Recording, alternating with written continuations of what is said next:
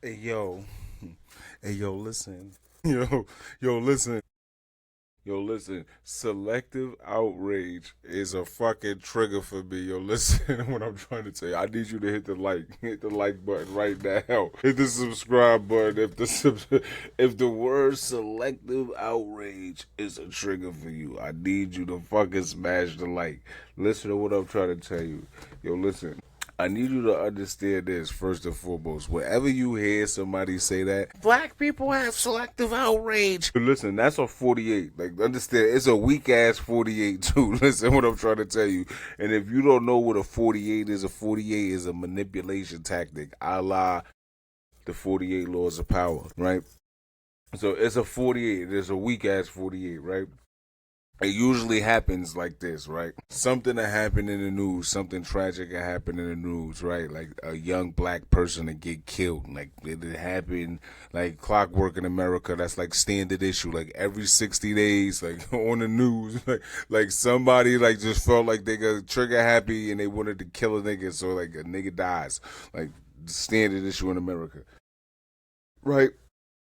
And then you all have black people, you have niggas, like right, they just all like they all outraged and mad and ready to tear shit up. Yo, listen, every time something happens, I don't think that the world understands this. That niggas is like a boiling pot. Niggas is like, yo, listen.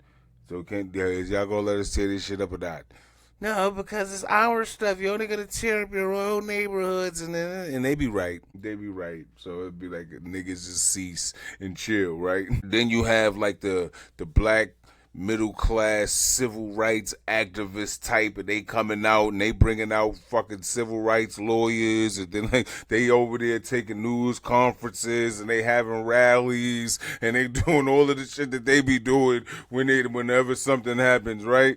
And then out of fucking nowhere, like or fucking TikTok, Facebook, Instagram, or wherever you might consume your fucking content, comes a fucking raccoon like Officer Tatum or the Hodge twins or Candace Owens or one of these fucking types of people, and they go, black people have selective outrage. Yo, listen what I'm trying to tell you. They always say that, right? And then they go on and say as if, right, to frame it as if, like, right, that when this happens, things like this happen, like the way niggas is acting, like niggas is overreacting, like I don't know. And in my fucking humble opinion, people like niggas is underreacting. Listen to what I'm trying to tell you. Their opinion is niggas be overreacting. My opinion is niggas be underreacting. So like, fucking who's right? Who knows? Listen to what I'm trying to tell you, right? Now, the reason why it's a 48 and it's disingenuous, in my opinion, is this, like, right? In every fucking ghetto in America, like every city, every town, every hood, is a common divide. It's a common dichotomy inside of every hood, in every ghetto, in every all across America, right? You have the everyday working black people. They just regular people. They might speak slang, they might walk with a little bop, but they not into the street culture at all. The problem is, right? They cousins, they nephews, they brothers, they husbands, and so on and so forth are involved in these lifestyles, and it drags them in it by, I want to say, by default, because the police have to do their job, right? So you have groups of people saying like, yo, so right, and it'd be like this. So it's a group of teenagers, right? And you have them and they're chilling. And one or two of them might be street characters and they got guns. And they got them because like it's lit, like with their ops, like it's really lit. That's not they're not making that up in their head. But the other two, three kids, they just regular kids who just with their friends who they knew since elementary school. But now the problem is now the police can't make a difference between the two. Just like their ops ain't gonna make a difference between the two. When the ops come through shooting, they're gonna shoot. And usually one of the kids that had nothing to do with nothing gets killed. And when he gets killed, right? His mother now has to bury her child. Like this is like a natural cycle. So like right what goes on, like, right? It's like fish meals being sold and like barbecues and people coming through and donating money, and most people are killed and don't have a tombstone. Like, you gotta understand that what's going on, right? So while you wanting to know why people are out there rallying and outraging, because people are saying like, yo, we're dealing with all of this madness in our neighborhood anyway. Like, right, we gotta deal with this, and then you got the audacity to live wherever the fuck you live at and act like you just don't like niggas. Like, niggas be confused. Yo, listen to what I'm trying to tell you. Yo, listen, out of the midst of all of that, it's like, yo, listen, if you don't like how niggas live, it doesn't matter because you don't live around niggas. If you don't like, so right, usually the interaction comes with, so like, who gets the shitty end of the stick is the person that's coming on there screaming the selective outrage is usually what I would call one of the black bourgeoisie. Like, that's where they usually are coming from this mind frame where it's like they not from the hood, right? They from a suburban area. They didn't grow up like dealing with crime. Like, they're cousins that's like long distance cousins, that's hood cousins. They don't even talk to them. They don't even know them. Their moms kept them away from them. They went to college. They lived a regular life. And when they out and about and they're encountering white people who they feel like or should be friendly to them, like, what happens is they're met with a lot of resistance. Right? And like, you know what? Because people are looking and assuming that they're gonna act like niggas. Like, yo, listen, it's fucked up, right? Yo, listen, I get why they be mad. Like I understand it fully. It's like, yo, listen, like, I understand why Candace always would have the disposition that she have, right? She, in her head, is like, yo, if niggas didn't act like niggas, then I wouldn't be mistaken to be acting like that. So, like, she thinks that her head, like, is the fight niggas.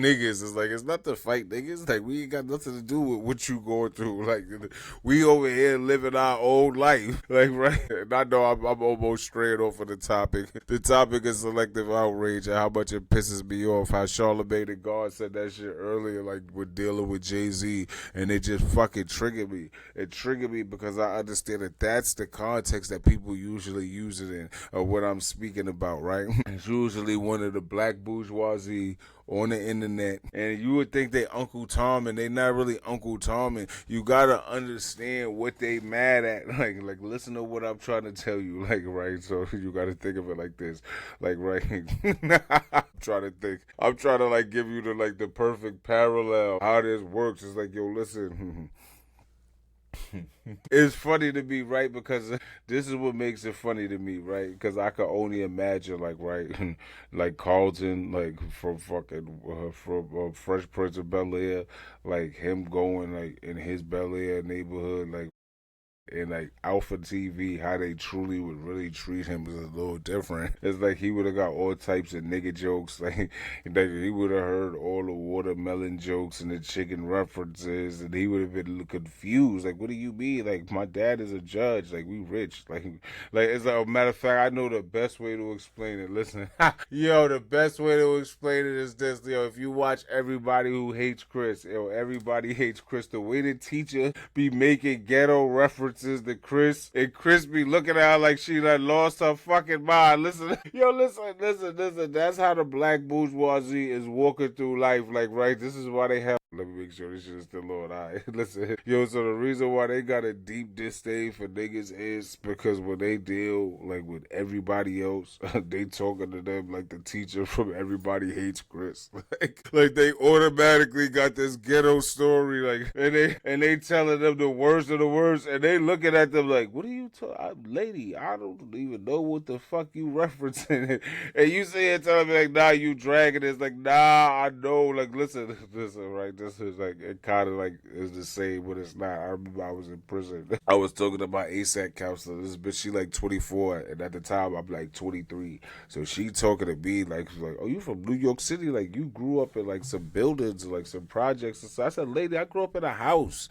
I'm confused. What you? My grandfather owned the house. Like I was like, my grandfather fucking owned the house. I had a basketball hoop in my backyard, lady. I'm confused what you talking about. Like I got my GED when I was 17. I finished school. Like she was talking to me like I was an idiot. And it's like I was for the shit that I was doing socially. Like I wasn't an idiot like academically. Those was two things. Like yo, listen, I did things for money, but like my family grew up poor, but we wasn't poverty stricken. Like those are two different things. It's like yeah, I don't know, lady. Like you're kind of I'm confused. Like what you're saying. Like she looking at me like it's like yo, listen, I could just imagine. It's like yo, listen, I could just imagine a nigga that's not from the hood. Like listen, I could just imagine a nigga that I could just imagine a nigga that's like from like fucking suburban area, and then he get to talking to that same bitch, and she talking to him like he was from the projects, like she was talking to me, and I'm looking at her like, lady, what are you talking about? I was confused. Listen, yo, listen. You gotta understand this time, right, yo? I promise you, I don't got no type of fucking interaction with white people outside of like teachers, like and police and the judge. At that time, I'm like 23. It's like I don't know no white people, so it's like so while I'm sitting there in front of her and I'm having a one-on-one conversation with her, this is like a culture shock that she thinks this is like, yo, what? Where do you read? I'm looking at a woman. She got my paperwork in her hand, so I'm like, "What are you reading that from?" Like, yo, listen, I was confused at where she was getting this information from. I'm like, "You read that on what paper? Who told these people? I never said that." Like, what do you like? And I don't want to go off topic, but it was like, "Yo, listen, I want like hood niggas to understand like where that dissonance comes from, where that's like, where it's like, what the fuck is they talking about? Like, they not really, like, listen, it's not so much that they against the hood, it's like they just don't understand it. They never had to grow up like niggas. They just watch niggas on TV, like, and yo, listen, am I bugging though? Yo, listen. That's all I want to know. Listen, before I leave, I want to know: am I dragging it? Like, am I dragging this whole shit? Is this like selective outrage? Is it or is it not a 48? I need to know. Let me know.